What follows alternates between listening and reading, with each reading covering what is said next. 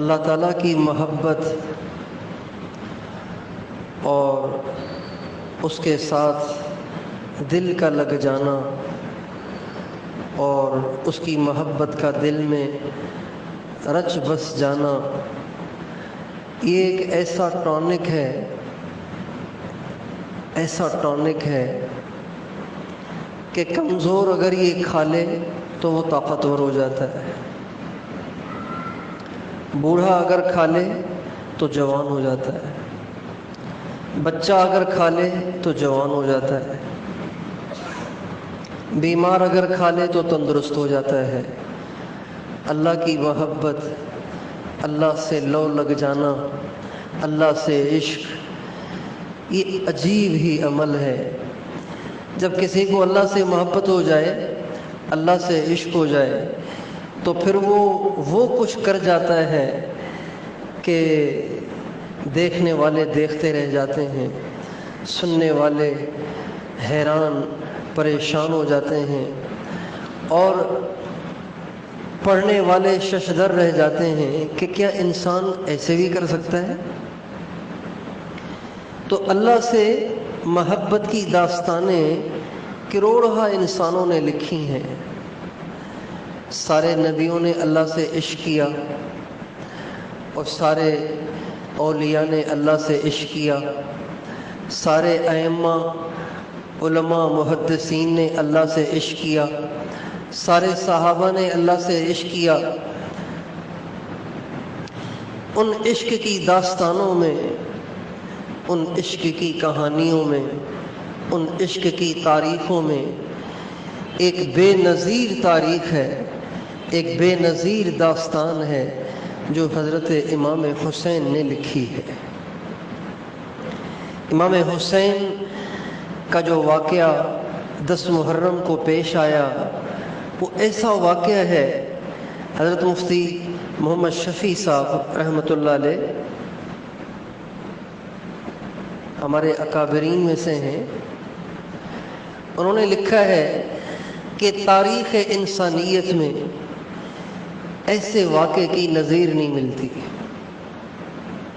قربانیاں کرنے والوں نے بہت کی ہیں، اللہ کی محبت میں لوگ سولیوں پہ چڑھ گئے، آروں سے چیر دیے گئے، لوہے کی کنگھیوں سے ان کے گوشت کو ان کی ہڈیوں سے جدا کر دیا گیا، اور ان کو پاؤں تلے روند روند کے قتل کر دیا گیا، اور ان کو کنووں میں پھینک دیا گیا، اور ان کو زندہ جلا دیا گیا۔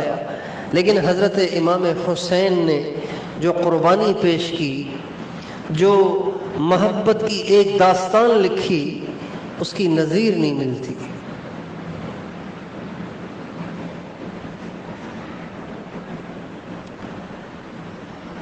اور حضرت مفتی شفیع صاحب لکھتے ہیں کہ تاریخ انسانیت میں اس کی نظیر نہیں ملتی کہ ایک شخص کی اولاد کٹی پڑی ہو، اس کی اپنی اولاد کٹی پڑی ہو، اس کے بچے ذبح ہوئے پڑے ہوں، اس کے سارے ساتھی ذبح ہوئے پڑے ہوں، اور وہ خود بھی لہو لہاں ہو، پھر بھی اس کا حوصلہ بلند ہو، اور پھر بھی اس کے اندر اتنی طاقت ہو کہ وہ دشمن کا سامنا کر سکے، اور پھر بھی وہ شیر کی طرح دھاڑتا ہوا آگے کو بڑھ رہا ہو۔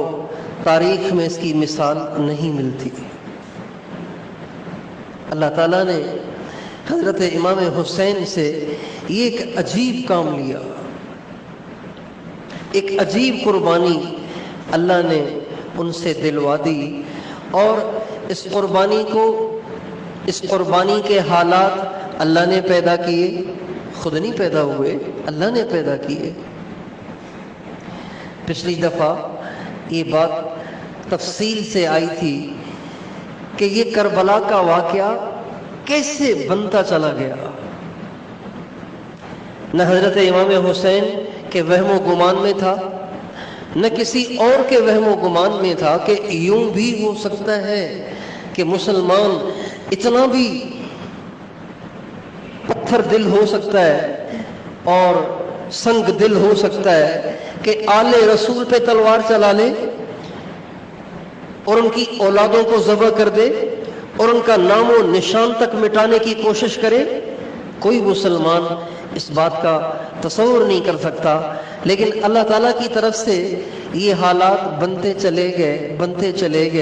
چلے گئے اور اللہ تعالیٰ نے اس واقعے کے اندر ہزاروں عبرتیں، ہزاروں حکمتیں اور ہزاروں امت کے لیے اسباق رکھے ہیں کہ جن سے امت کو قیامت تک ہدایت ملتی رہے گی۔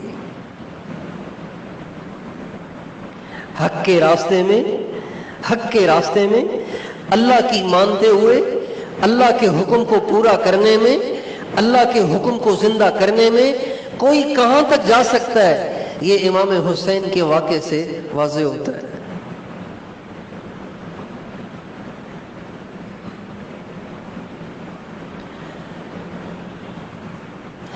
اللہ سے محبت ہو جانے کے بعد انسان کیا کچھ کر سکتا ہے، یہ امام حسین کے واقعے سے زندہ ہوتا ہے۔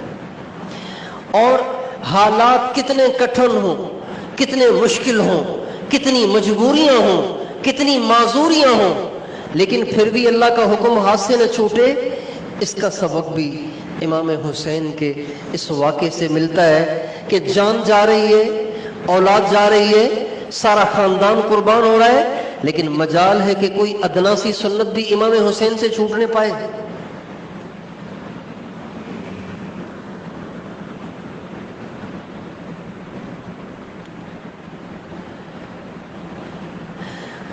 حضرت مسلم بن عقیل شہید ہو گئے اور یہ خبر حضرت امام حسین تک بھی آ گئی۔ پچھلی دفعہ یہاں پر پہنچے تھے نا، حضرت مسلم بن عقیل شہید ہو گئے، جن کو حضرت امام حسین نے کوفہ والوں کا امتحان لینے کے لیے بھیجا تھا کہ آپ چلے جائیں، دیکھیں کہ کوفہ والوں نے جو خطوط لکھے ہیں آیا وہ سچ ہے یا جھوٹ ہے، آیا وہ حقیقت ہے یا دھوکہ ہے۔ چنانچہ حضرت مسلم بن عقیل جب وہاں گئے اور سارا کوفہ ان کے ہاتھ پہ بیعت ہوا تو انہوں نے خط لکھ دیا امام حسین کو، لیکن ادھر خط امام حسین کی طرف چلا گیا اور پیچھے حالات تبدیل ہو گئے۔ ابن زیاد کوفہ کا امیر بن گیا اور اس نے جو ڈنڈا چلایا تو سارا کوفہ امام حسین کو چھوڑ، امام حضرت مسلم بن عقیل کو چھوڑ کے ابن زیاد کے ساتھ ہو گیا اور حضرت مسلم بن عقیل کو شہید کر دیا گیا۔ لیکن انہوں نے شہید ہونے سے پہلے یہ وصیت فرمائی کہ ان سارے حالات کی خبر امام حسین تک پہنچائی جائے۔ چنانچہ امام حسین کو خبردار کر دیا گیا۔ جب امام حسین کو اس کا پتہ چل گیا اور امام حسین کے ساتھیوں نے واپسی کا ارادہ کر لیا تو بنو عقیل، جو حضرت مسلم بن عقیل کے بھائی تھے، سگے بھائی، چچا زاد بھائی، تایا زاد بھائی، جب ان کو پتا چلا کہ حضرت مسلم شہید ہو گئے تو وہ کہنے لگے بھائی ہم تو واپس نہیں جائیں گے، ہمارا بھائی شہید ہو گیا ہے تو ہم کیسے واپس چلے جائیں، ہم تو یا تو اپنے بھائی کا قصاص لیں گے، بدلہ لیں گے، یا پھر ہم بھی وہیں اپنا خون بہا دیں گے جہاں ہمارے بھائی کا خون بہا دیا گیا۔ تو حضرت امام حسین نے فرمایا بس جہاں تم ہم بھی تمہارے ساتھ۔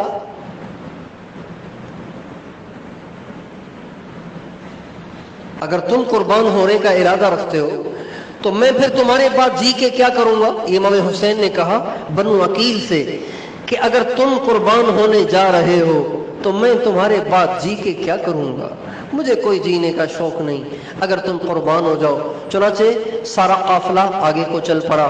چلتے چلتے چلتے چلتے ایک جگہ دوپہر کا وقت تھا، امام حسین نے دیکھا کہ دور سے کوئی مجمع آ رہا ہے۔ دوپہر کا وقت تھا، جب قریب آئے تو دیکھا کہ 1000 کا لشکر ہے، حر بن یزید ان کا امیر ہے اور وہ آ رہے ہیں۔ امام حسین سمجھ گئے کہ اب تو لڑائی کے حالات بن رہے ہیں۔ چنانچہ انہوں نے اپنے لشکر کو پہاڑ کے دامن میں لے لیا اور صفیں بنانا شروع کر دیں۔ حر بن یزید آیا تو اتنے میں نماز کا وقت ہو گیا، لیکن نماز پڑھنے سے پہلے امام حسین سے وہ پوچھنے لگا کہ آپ کہاں سے آ رہے ہیں، کیا چاہ رہے ہیں؟ تو امام حسین نے فرمایا کہ میں تو مکے سے آیا ہوں اور کوفہ والوں نے مجھے بلایا ہے، یہ پورا بورا میرے پاس خطوط کا پڑا ہوا ہے، یہ کوفہ والوں نے مجھے خطوط لکھے ہیں اور انہوں نے مجھے یوں کہا ہے کہ ہم نے یزید کو امیر نہیں مانا، یزید کی طرف سے مقرر کردہ امیر کو ہم نے امیر نہیں مانا، ہم بغیر امیر کے زندگی گزار رہے ہیں، آپ ہمارے پاس تشریف لے آئیں، ہم آپ کو امیر بنا لیں گے۔ تو میں ان کے بلانے پہ آیا ہوں۔ ان کا اچھا، مجھے نہیں پتا ان باتوں کا۔ بہرحال مجھے تو ابن زیاد نے بھیجا ہے اور میرا کام یہ ہے کہ آپ کو یزید تک پہنچاؤں یا ابن زیاد تک پہنچاؤں۔ ابھی یہ بات چل رہی تھی کہ نماز کا وقت ہو گیا۔ جب نماز کا وقت ہوا تو حضرت امام حسین کے ساتھی نے اذان دی اور نماز پڑھنے لگے تو امام حسین مصلی کی طرف جانے لگے تو امام حسین نے حر بن یزید سے کہا آپ لوگ الگ نماز پڑھیں گے یا ہمارے ساتھی شریک ہوں گے؟ تو حر بن یزید کہنے لگا جی نماز تو ہم آپ کے پیچھے ہی پڑھیں گے۔ چنانچہ حر بن یزید امام حسین کے پیچھے نماز پڑھنے کھڑا ہو گیا۔ ظہر کی نماز کے لیے جب نماز پڑھنے کھڑے ہونے لگے تو اقامت سے پہلے امام حسین نے تقریر فرمائی، خطبہ دیا اور اس میں فرمایا لوگوں میں خود نہیں آیا ہوں، تمہارا بلایا ہوا ہوں، اگر تم میرے ہاتھ پہ بیعت کرنا چاہتے ہو تو بہت اچھا، اگر تم میرے ہاتھ پہ بیعت نہیں کرنا چاہتے تو پھر میں واپس چلا جاتا ہوں۔ نماز پڑھ کر یہ لشکر ایک طرف ہو گیا اور یہ لشکر دوسری طرف ہو گیا۔ عصر کی نماز کا وقت ہوا، عصر کی اذان ہوئی، اس میں بھی یہ لوگ آ کے امام حسین کے ساتھ شریک ہو گئے۔ امام حسین نے اذان اور اقامت کے بیچ میں ایک اور خطبہ دیا اور اس میں دوبارہ یہی تفصیل رکھی کہ میں یہاں کیوں آیا ہوں، میرے آنے کا مقصد کیا ہے، میں تمہارا بلایا ہوا ہوں، اگر تمہیں میرا آنا ناپسند ہے تو میں واپس چلا جاتا ہوں۔ جب کبھی نماز کا وقت آتا امام حسین امام بنتے، امام حسین کے ساتھی بھی مقتدی بنتے، ان کے ساتھی بھی مقتدی بنتے، اور ہر نماز میں حضرت امام حسین بار بار اس بات کی نصیحت کرتے کہ تم میرا راستہ نہ روکنا، نہ میرا خون بہانا، نہ مجھ پہ ہاتھ اٹھانا، چونکہ میں اللہ کے نبی کی اولاد میں سے ہوں، اور اگر تمہیں میری بیعت قبول ہے تو بہت اچھا، ورنہ میں واپس چلا جاتا ہوں۔ پورا دن گزر گیا اسی حال میں۔ آخر اگلا دن ہوا تو حضرت امام حسین نے اپنے ساتھیوں سے فرمایا مجھے تو نظر آ رہا ہے کہ اب یہ تو جنگ کا سماں بن رہا ہے، جنگ کی شکل بن رہی ہے، تو کیا کرنا چاہیے؟ تو اپنے ساتھیوں سے فرمانے لگے ایسے کرو چلو واپس مکہ چلتے ہیں۔ جو ہی انہوں نے واپسی کا رخ کیا تو حر بن یزید نے 1000 لشکر کے ساتھ امام حسین کا راستہ روکنا چاہا۔ جب اس نے راستہ روکنا چاہا تو ہمارے امام حسین نے حر بن یزید سے کہا تیری ماں تجھے روئے، تو کیا چاہتا ہے، کیوں ہمیں روکنا چاہتا ہے؟ تمہارے بلانے پہ آئے تھے، قبول نہیں ہے تو واپس چلے جاتے۔ تیری ماں تجھے روئے، تو کیا چاہتا ہے؟ تو حر بن یزید کو غصہ آ گیا، کہنے لگا آپ نے میری ماں کا نام لیا ہے، میری ماں کا نام لیا ہے، آپ کے علاوہ کوئی اور ہوتا نا تو میں اسے بتا دیتا اور میں بھی اس کی ماں کا یوں ہی تذکرہ کرتا جیسے آپ نے میری ماں کا تذکرہ کیا ہے، لیکن میں آپ کی ماں کا تذکرہ نہیں کر سکتا اور دنیا کا کوئی مسلمان آپ کی ماں کا نام نہیں لے سکتا۔ تو اس نے کہا جی میرے ذمے ہے آپ کو یزید تک پہنچانا۔ آپ نے فرمایا یزید تک نہیں جاؤں گا، ابن زیاد کے پاس نہیں جاؤں گا، اس سے زیادہ مجھے یہ بات پسند ہے کہ میں مار دیا جاؤں، قتل کر دیا جاؤں، شہید کر دیا جاؤں، لیکن ابن زیاد کے پاس نہیں جاؤں گا۔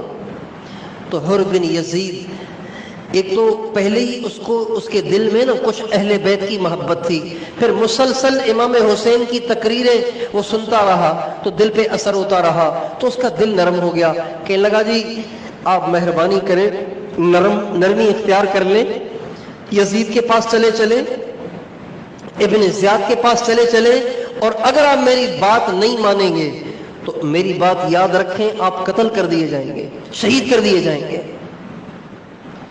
جب اس نے یہ کہا نا کہ آپ میری بات مان لیں، ابن زیاد کے پاس چلیں ورنہ آپ قتل کر دیے جائیں گے، تو امام حسین کو غصہ آ گیا اور فرمانے لگے اب بالموت تخوفنی، تو مجھے موت سے ڈرا رہا ہے، موت سے ڈرا رہا ہے مجھے، اور میں جو نصیحت کر رہا ہوں اس پہ توجہ نہیں دے رہا، میں جو سمجھانا چاہ رہا ہوں اس کو نہیں سمجھ رہا، مجھے ڈرا رہا ہے موت سے۔ پھر فرمانے لگے میں تمہیں آج کیا کہوں، میں تمہیں آج وہی کہتا ہوں جو ایک صحابی رسول نے جب وہ اللہ کے نبی کے ساتھ جہاد کے راستے میں جا رہے تھے تو ان کے بھائی نے ان کو موت سے ڈرایا، تو جو اس صحابی نے اپنے بھائی کو جواب میں کہا تھا نا، آج میں بھی تجھے وہی کہتا ہوں۔ اور پھر امام حسین نے شعر پڑھا۔ اس شعر کا مطلب یہ تھا کہ اگر کسی انسان کی نیت اچھی ہو اور وہ اللہ کے راستے میں جہاد کرنا چاہتا ہو تو مرنا اس کے لیے آر نہیں ہے، مرنا تو اچھا کام ہے۔ اللہ کے راستے میں اگر موت آ جائے، اللہ کے دین کا کام کرتے ہوئے، اللہ کے راستے میں جہاد کرتے ہوئے، اللہ کی رضا کے لیے اگر کوئی جان دے رہا ہے تو یہ جان دینا آر نہیں ہے، یہ تو اچھی بات ہے، یہ تو اچھی بات ہے۔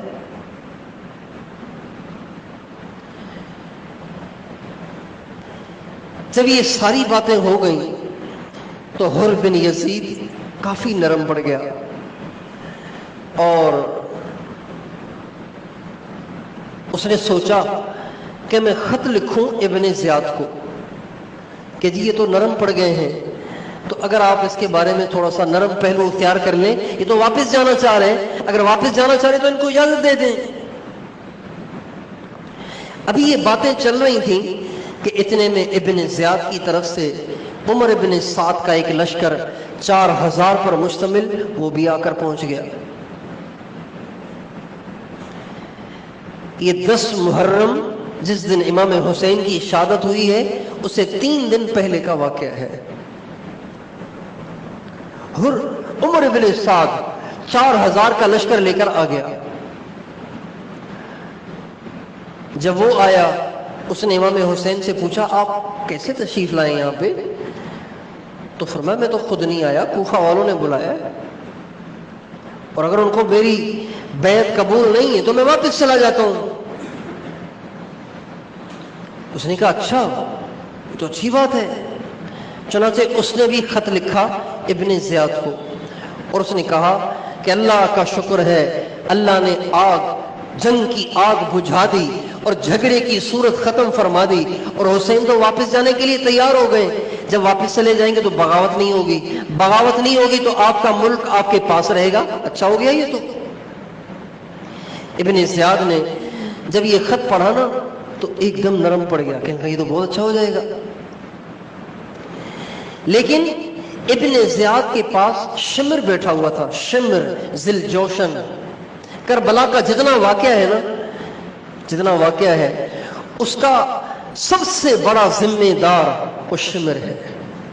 یہ جو واقعہ آپ سن رہے ہیں اس میں آپ کو یہ پتہ چلے گا کہ واقعی شمر ہی اس آگ کو بھڑکانے والا ہے، اور آل رسول کے خون بہنے کا سب سے بڑا جو باعث بنا ہے وہ شمر بنا ہے۔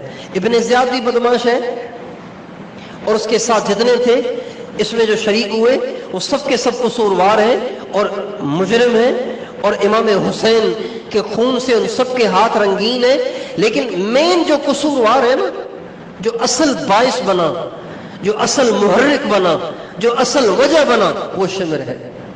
ابن زیاد تو تیار ہو گیا تھا کہ تو اچھا ہو گیا، لڑائی ختم ہو رہی ہے، لیکن جب شمر کو پتا چلا نا تو اس نے ابن زیاد سے کہا آپ حسین کو مہلت دینا چاہتے ہیں، ڈھیل دینا چاہتے ہیں؟ اگر آپ نے حسین کے ساتھ نرمی برتی تو آج یہ آپ کے ہاتھ سے نکل گیا، پھر کبھی ہاتھ نہیں آئے گا، یہ جائے گا مکے اور مدینے اور سارے عرب کو تمہارے خلاف کھڑا کر دے گا، پھر تم اس کا مقابلہ نہیں کر سکو گے، کیونکہ ساری دنیا تو اہل بیت کے ساتھ ہے، تمہارے ساتھ کون ہے؟ یزید کا سب کو پتہ ہے، اور تمہارا سب کو پتا ہے، تمہارا ساتھ تو کوئی نہیں دے گا۔ ان کا اچھا بات تو تمہاری ٹھیک ہے۔ چنانچہ اس نے خط لکھا عمر ابن سعد کے نام، اور شمر کے ہاتھ سے وہ خط بھیجا، اور اس میں لکھا بس میرا حکم یہ ہے کہ حسین کو ایک بات پہ لاؤ، یا تو وہ میرے پاس آئے، یزید کی طرف سے بیعت کر لے، یا پھر جنگ کے لیے تیار ہو جائے۔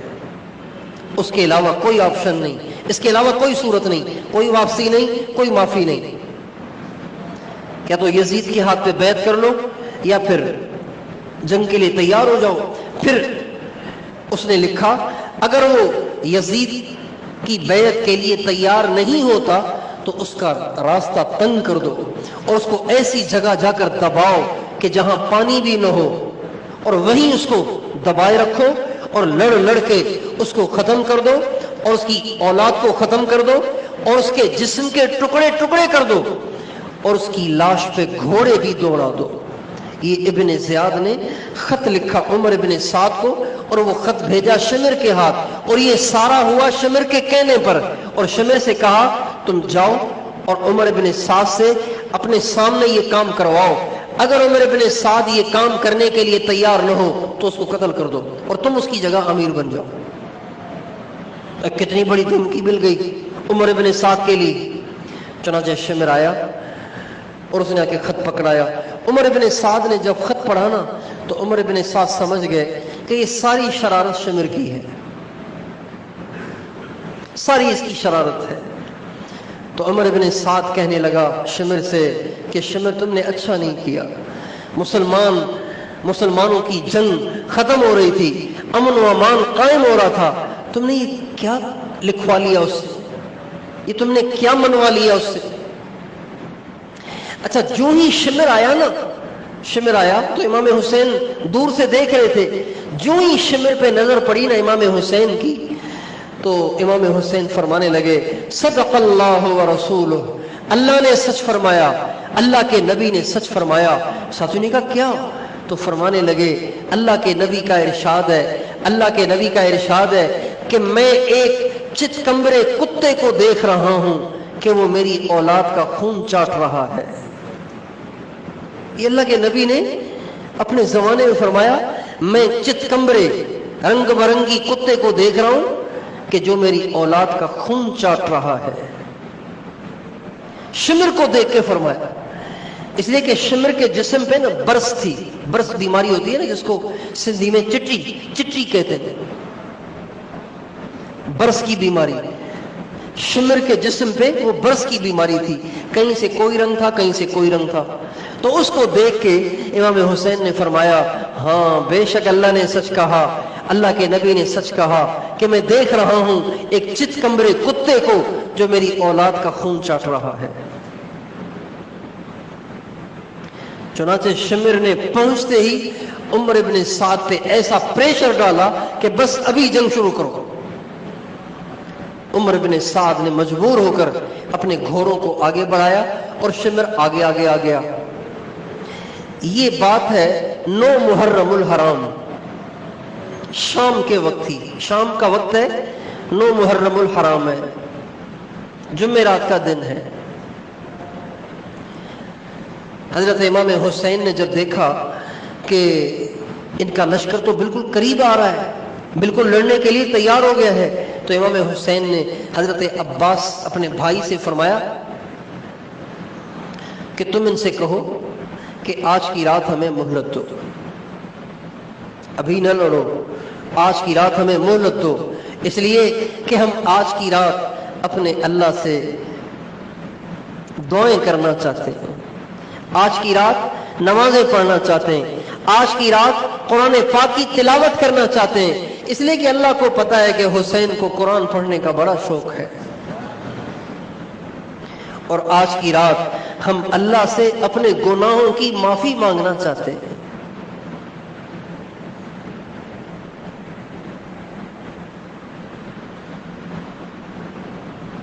اندازہ لگائیے امام حسین کو آخرت کی کتنی فکر ہے۔ کہ فرما رہے میں دنیا سے جا رہا ہوں تو تلاوت تو کرتا جاؤں نا، نمازیں تو پڑھتا جاؤں، دعائیں تو کرتا جاؤں، اور اگر زندگی میں غلطیاں ہوئی ہیں تو اس کی معافی مانگتا جاؤں۔ امام حسین سے گناہ نہیں ہوئے، وہ جنت کے جوانوں کے سردار ہیں، لیکن آپ کو اور مجھے وہ پیغام دے کر جا رہے ہیں کہ آخرت کی تیاری ہر وقت ہونی چاہیے۔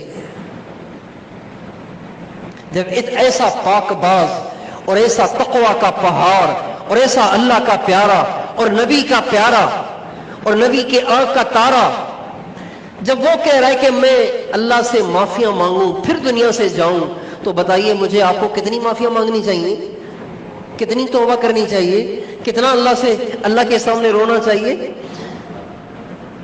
چنانچہ ساری رات امام حسین اور ان کے ساتھی سوئے نہیں، ساری رات روتے رہے، دعائیں کرتے رہے، قرآن پڑھتے رہے، استغفار کرتے رہے، نمازیں پڑھتے رہے۔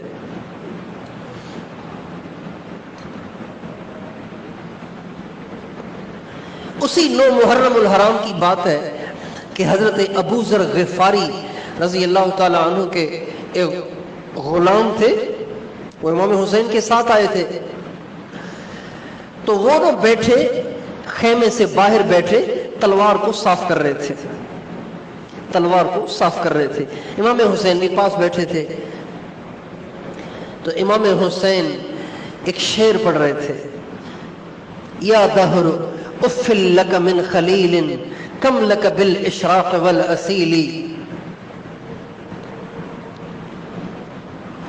من صاحب او طالب قتیل والدهر لا يقنع بالبديل وانما الامر الى الجليل وكل حي سالك السبيل۔ آپ اپنے آپ سے بیٹھ کے تنہائی میں شعر پڑھ رہے تھے اور اس شعر میں کہہ رہے تھے، اے زمانے تو بڑا بے وفا ہے اور تو کسی کو بھی نہیں بخشتا، شام کو کسی اور کو پکڑتا ہے اور صبح کو کسی اور کو پکڑتا ہے، سبھی سے تو بے وفائی کرتا ہے اور کسی کو کسی کے عوض میں قبول نہیں کرتا۔ کوئی بات نہیں، اگر تو مجھ سے بے وفائی کر رہا ہے تو کوئی حرج نہیں، مرنا تو ویسے ہی ہے، معاملہ سارا اللہ کے ہاتھ میں ہے۔ حضرت علی اکبر فرماتے ہیں کہ جب میں نے یہ شعر سنا نا تو میرے والد صاحب بار بار اس شعر کو دہرا رہے تھے، تو میں سمجھ گیا کہ ابو دنیا سے جانے کی تیاری کر رہے ہیں۔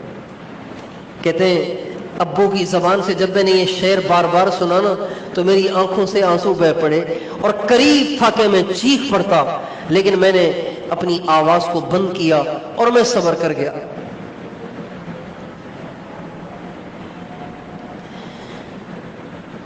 اچھا، جب کربلا جو میدان تھا جہاں پہ یہ سارا واقعہ پیش آ رہا ہے، جب اس کی طرف آ رہے تھے نا تو راستے میں سواری پہ سوار بیٹھے بیٹھے اچانک امام حسین کو اونگ آ گئی۔ بیٹھے بیٹھے بعض دفعہ آدمی کو نیند آ جاتی ہے نا، اونگ آ گئی، تو اچانک اس اونگ سے آواز کے ساتھ جاگے اور کہنے لگے انا للہ و انا الیہ راجعون۔ تو حضرت علی اکبر ساتھ تھے تو کہنے لگے ابو کیا ہوا، آپ انا للہ پڑھ رہے ہیں، کیا نقصان ہوا؟ یہ تو نقصان میں پڑا جاتا ہے نا، آپ انا للہ پڑھ رہے ہیں، کیا ہوا؟ تو فرمانے لگے ابھی مجھے آنکھ لگ گئی تھی تو ایک غیبی آواز مجھے سنائی دی کہ کہنے والا کہہ رہا ہے کچھ لوگ ہیں جو چل رہے ہیں اور ان کی موت بھی ان کے ساتھ ساتھ چل رہی ہے۔ اس لیے میں ذرا گھبرا گیا۔ تو حضرت علی اکبر کہنے لگے ابو کیا ہم جس راستے پر چلے ہیں، جس راستے پر نکلے ہیں، اس راستے پر ہم حق بجانب نہیں ہیں؟ کیا ہم حق پر نہیں ہیں؟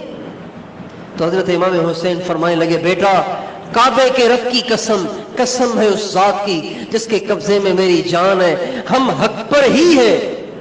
تو حضرت علی اکبر فرمانے لگے ابو جب ہم حق پر ہیں تو پھر آپ گھبرائیں نہیں، اگر حق پر ہے اور حق پر چلتے ہوئے جان چلی بھی گئی تو کوئی حرج نہیں۔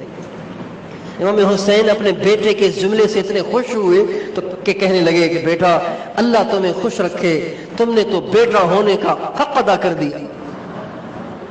اچھا، آخری دن 9 محرم الحرام بیٹھے ہوئے خیمے میں بیٹھے بیٹھے امام حسین کو آنکھ لگ گئی، نیند آ گئی۔ اچانک آنکھ کھلی تو آواز نکلی، تو حضرت زینب جو حضرت حسین کی بہن ہے، امام حضرت علی کی بیٹی ہیں، امام حسین کی بہن ہے، وہ بھاگی بھاگی آئیں۔ بھائی کیا ہوا؟ کہ بہن ابھی ابھی مجھے آنکھ لگ گئی تھی اور مجھے اپنے نانا ابا کی زیارت ہوئی، اللہ کے نبی کی زیارت ہوئی، اور اللہ کے نبی نے فرمایا حسین گھبراؤ نہیں، ان قریب تم ہمارے پاس آنے والے ہو۔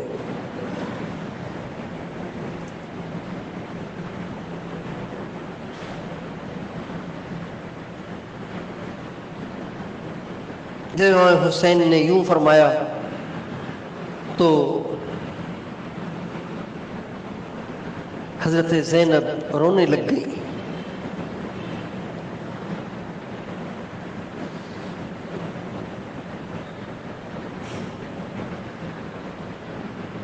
یہاں تک کہ بے ہوش ہو گئی، پانی کے چھینٹے مار کے ان کو جگایا گیا، ہوش میں لایا گیا اور پھر ان کو اندر لے گئے۔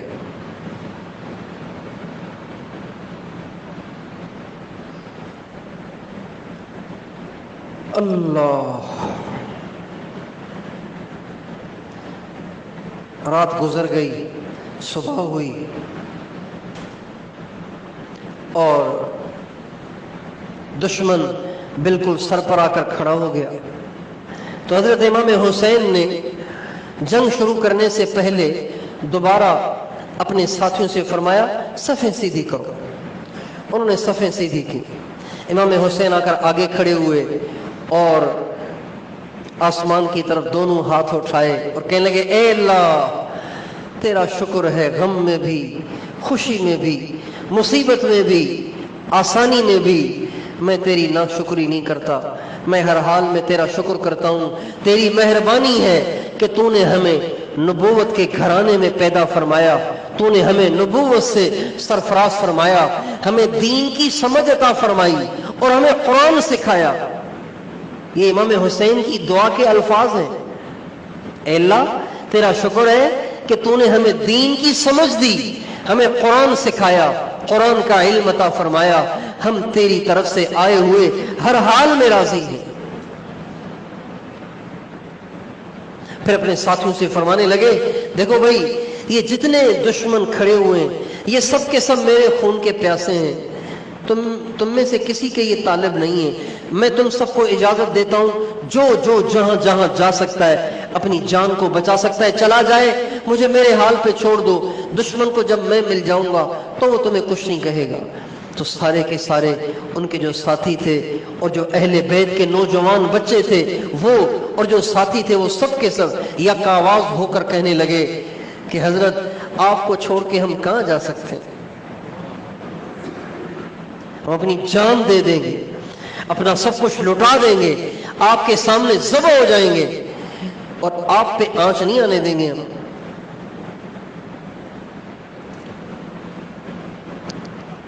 چنانچہ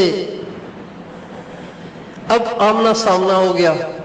امام حسین جب قریب ہوئے دشمن کے تو سارے دشمنوں کو متوجہ کر کے آپ نے ایک خطبہ دیا اور فرمایا لوگوں دیکھو میں اللہ کے نبی کی بیٹی کا بیٹا ہوں اور میں ان کا لخت جگر ہوں، میرے باپ کا نام علی ہے، میرے بھائی کا نام حسن ہے، اور دیکھو میں تمہارے بلانے پہ آیا ہوں، خود نہیں آیا ہوں۔ اگر تم میرے آنے کو نہ پسند کرتے ہو تو اب بھی تمہیں موقع ہے، میرا راستہ چھوڑ دو میں واپس چلا جاتا ہوں، لیکن مجھ پہ تلوار نہ چلاؤ، میرے خون کو حلال نہ سمجھو، اس لیے کہ اگر تم نے مجھ پہ خون بہایا تو اللہ تم پر ذلت کو مسلط کر دے گا۔ اگر تم نے مجھے ذبح کیا، اگر تم نے مجھے شہید کیا تو کبھی بھی تم عزت نہیں دیکھ سکو گے، ذلیل ہو جاؤ گے۔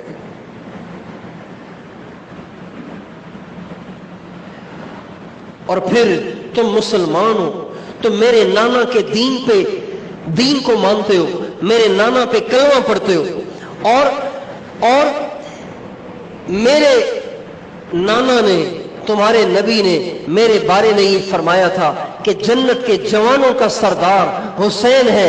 اگر تمہیں میری زبان پہ یقین نہیں آتا تو آج بھی دنیا میں کچھ صحابہ حیات ہیں. صحابہ اس زمانے میں بہت تھوڑے تھے، عمر رسیدہ تھے، بوڑھے تھے، بہت تھوڑے تھے. چونکہ یہ 61 ہجری کا واقعہ ہے. ہمارے نبی کا انتقال سن 10 ہجری میں 11 ہجری کے شروع میں ہوا ہے. تو ہمارے نبی کے انتقال کو 50 سال سے اوپر ہو گئے. تو صحابہ تو سارے ہی دنیا سے رحلت فرما گئے. اگر ہیں بھی تو چند ہیں، اور وہ بھی بہت بڑی بڑی عمروں کے ہیں، ضعیف العمر ہے.